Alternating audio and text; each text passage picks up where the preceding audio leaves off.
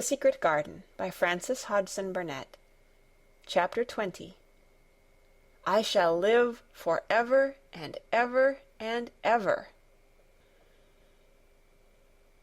But they were obliged to wait more than a week, because first there came some very windy days, and then Colin was threatened with a cold, which two things happening one after the other would no doubt have thrown him into a rage, but that there was so much careful and mysterious planning to do, and almost every day Dickon came in, if only for a few minutes, to talk about what was happening on the moor, and in the lanes and hedges, and on the borders of streams. The things he had to tell about otters and badgers and water-rats' houses, not to mention birds' nests and field mice and their burrows, were enough to make you almost tremble with excitement when you heard all the intimate details from an animal charmer, and realized with what thrilling eagerness and anxiety the whole busy underworld was working. "They're the same as us," said Dickon, "only they have to build their homes every year, and it keeps 'em so busy they fair scuffle to get 'em done."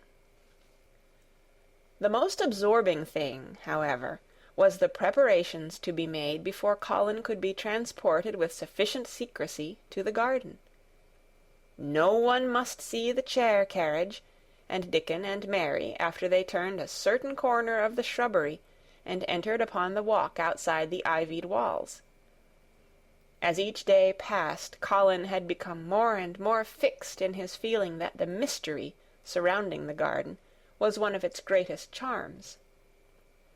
Nothing must spoil that. No one must ever suspect that they had a secret. People must think that he was simply going out with Mary and Dickon because he liked them, and did not object to their looking at him. They had long and quite delightful talks about their route. They would go up this path, and down that one, and cross the other, and go round among the fountain flower beds as if they were looking at the bedding-out plants the head gardener, Mr. Roach, had been having arranged. That would seem such a rational thing to do that no one would think it at all mysterious. They would turn into the shrubbery walks and lose themselves until they came to the long walls. It was almost as serious and elaborately thought out as the plans of march made by great generals in time of war. Rumors of the new and curious things which were occurring in the invalid's apartments had of course filtered through the servants' hall into the stable-yards and out among the gardeners, but, notwithstanding this, Mr. Roach was startled one day when he received orders from Master Colin's room to the effect that he must report himself in the apartment no outsider had ever seen, as the invalid himself desired to speak to him. "Well, well," he said to himself as he hurriedly changed his coat. "What's to do now? His Royal Highness that wasn't to be looked at, calling up a man he's never set eyes on." Mr. Roach was not without curiosity. He had never caught even a glimpse of the boy, and had heard a dozen exaggerated stories about his uncanny looks and ways, and his insane tempers. The thing he had heard oftenest was that he might die at any moment, and there had been numerous fanciful descriptions of a humped back and helpless limbs, given by people who had never seen him. "Things are changing in this house, Mr. Roach," said Mrs. Medlock, as she led him up the back staircase to the corridor on to which opened the hitherto mysterious chamber. "Let us hope they're changing for the better, Mrs. Medlock," he answered. "They couldn't well change for the worse," she continued, "and, queer as it all is, there's them as finds their duties made a lot easier to stand up under. Don't you be surprised, Mr. Roach, if you find yourself in the middle of a menagerie, and Martha Sowerby's Dickon more at home than you or me could ever be." There really was a sort of magic about Dickon, as Mary always privately believed. When Mr. Roach heard his name, he smiled quite leniently. "He'd be at home in Buckingham Palace, or at the bottom of a coal mine," he said, "and yet it's not impudence either. He's just fine. is that lad." It was perhaps well he had been prepared, or he might have been startled. When the bedroom door was opened, a large crow, which seemed quite at home, perched on the high back of a carven chair, announced the entrance of a visitor by saying, "Caw, caw," quite loudly. In spite of Mrs. Medlock's warning, Mr. Roach only just escaped being sufficiently undignified to jump backward. The young Rajah was neither in bed nor on his sofa. He was sitting in an armchair, and a young lamb was standing by him, shaking its tail in feeding lamb fashion, as Dickon knelt giving it milk from its bottle. A squirrel was perched on Dickon's bent back, attentively nibbling a nut. The little girl from India was sitting on a big footstool, looking on. "Here's Mr. Roach, Master Colin," said Mrs. Medlock. The young Rajah turned and looked his servitor over. At least, that was what the head gardener felt happened. "Oh, you are Roach, are you?" he said. "I sent for you to give you some very important orders." "Very good, sir," answered Roach, wondering if he was to receive instructions to fell all the oaks in the park, or to transform the orchards into water gardens. "I am going out in my chair this afternoon," said Colin. "If the fresh air agrees with me, I may go out every day. When I go, none of the gardeners are to be anywhere near the long walk by the garden walls. No one is to be there. I shall go out about 2 o'clock, and every one must keep away until I send word that they may go back to their work." "Very good, sir," replied Mr. Roach, much relieved to hear that the oaks might remain, and that the orchards were safe.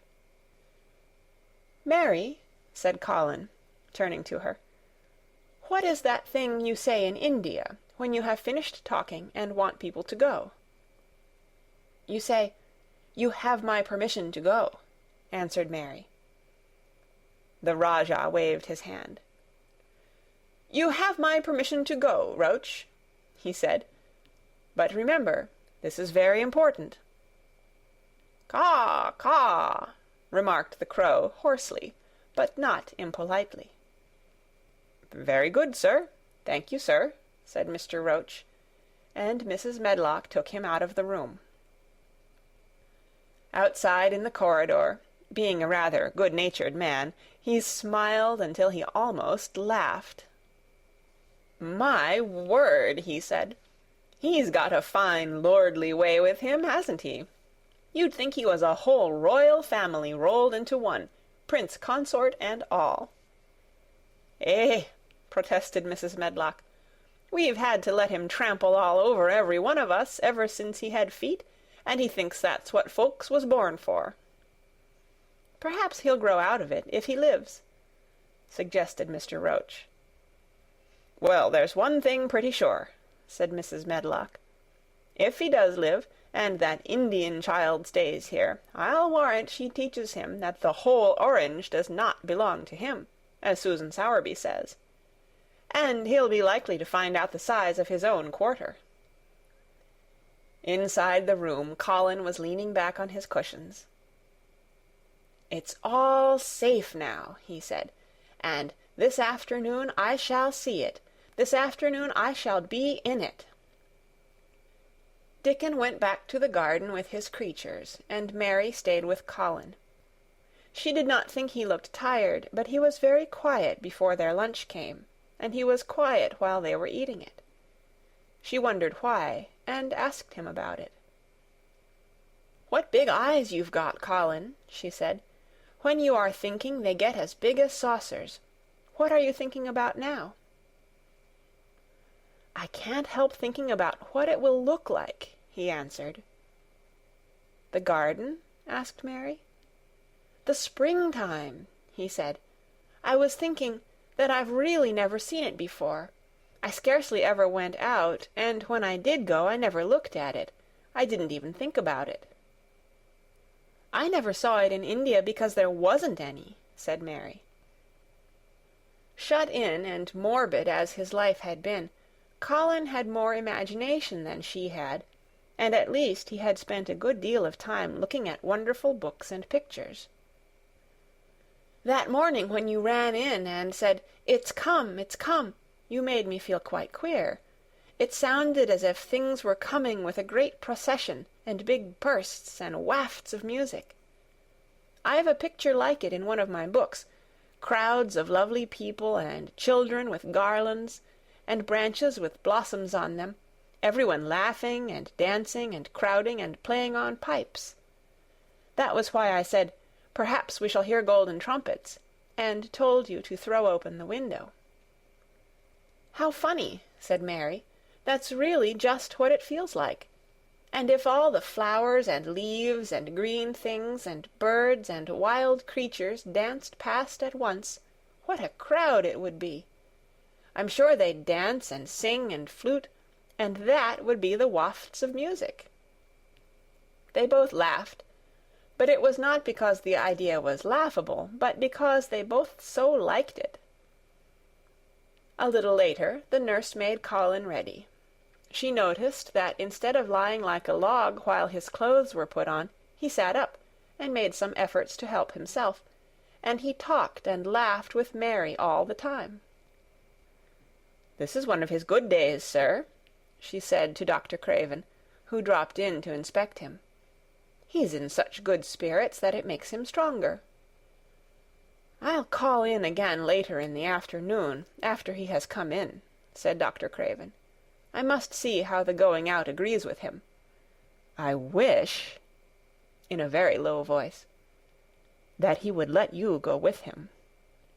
"I'd rather give up the case this moment, sir, than even stay here while it's suggested," answered the nurse with sudden firmness. "I hadn't really decided to suggest it," said the doctor, with his slight nervousness. "We'll try the experiment. Dickon's a lad I'd trust with a newborn child." The strongest footman in the house carried Colin downstairs and put him in his wheeled chair, near which Dickon waited outside. After the manservant had arranged his rugs and cushions, the Rajah waved his hand to him and to the nurse. "You have my permission to go," he said, and they both disappeared quickly, and, it must be confessed, giggled when they were safely inside the house. Dickon began to push the wheeled chair slowly and steadily. Mistress Mary walked beside it, and Colin leaned back and lifted his face to the sky. The arch of it looked very high, and the small snowy clouds seemed like white birds floating on outspread wings below its crystal blueness. The wind swept in soft big breaths down from the moor, and was strange with a wild, clear-scented sweetness. Colin kept lifting his thin chest to draw it in, and his big eyes looked as if it were they which were listening, instead of his ears. "There are so many sounds of singing and humming and calling out," he said. "What is that scent the puffs of wind bring?" "It's gorse on the moor that's opening out," answered Dickon. The bees are at it wonderful to-day." Not a human creature was to be caught sight of in the paths they took. In fact, every gardener or gardener's lad had been witched away, but they wound in and out among the shrubbery and out and round the fountain beds, following their carefully planned route for the mere mysterious pleasure of it. But when at last they turned into the long walk by the ivied walls, the excited sense of an approaching thrill made them, for some curious reason they could not have explained, begin to speak in whispers. "This is it," breathed Mary. "This is where I used to walk up and down and wonder. "Is it?" cried Colin, and his eyes began to search the ivy with eager curiousness. "But I can see nothing," he whispered. "There is no door." "That's what I thought," said Mary. Then there was a lovely, breathless silence, and the chair wheeled on. "That is the garden where Ben Weatherstaff works," said Mary. "Is it?" said Colin. A few yards more, and Mary whispered again. "This is where the robin flew over the wall," she said. "Is it?" cried Colin. "Oh, I wish he'd come again." "And that," said Mary, with solemn delight, pointing under a big lilac bush, "is where he perched on the little heap of earth and showed me the key." Then Colin sat up. "Where? Where? There?" he cried, and his eyes were as big as the wolf's in Red Riding Hood, when Red Riding Hood felt called upon to remark on them. Dickon stood still, and the wheeled chair stopped. "And this," said Mary, stepping on to the bed close to the ivy, "is where I went to talk to him when he chirped at me from the top of the wall. And this is the ivy the wind blew back." And she took hold of the hanging green curtain. "Oh, is it? Is it?" gasped Colin. "And here is the handle, and here is the door. Dickon, push him in quickly." And Dickon did it with one strong, steady, splendid push. But Colin had actually dropped back against his cushions, even though he gasped with delight, and he had covered his eyes with his hands and held them there, shutting out everything until they were inside, and the chair stopped as if by magic, and the door was closed. Not till then did he take them away and look round and round and round, as Dickon and Mary had done. And over walls and earth and trees and swinging sprays and tendrils the fair green veil of tender little leaves had crept, and in the grass under the trees and the grey urns in the alcoves, and here and there everywhere, were touches or splashes of gold and purple and white, and the trees were showing pink and snow above his head, and there were flutterings of wings and faint sweet pipes and humming and scents and scents. And the sun fell warm upon his face like a hand with a lovely touch. And in wonder Mary and Dickon stood and stared at him. He looked so strange and different, because a pink glow of color had actually crept all over him, ivory face and neck and hands and all. "I shall get well! I shall get well!" he cried out. "Mary, Dickon, I shall get well, and I shall live for ever and ever and ever." End of chapter 20. Read by Kara Schallenberg on February 11th, 2006, in Oceanside, California.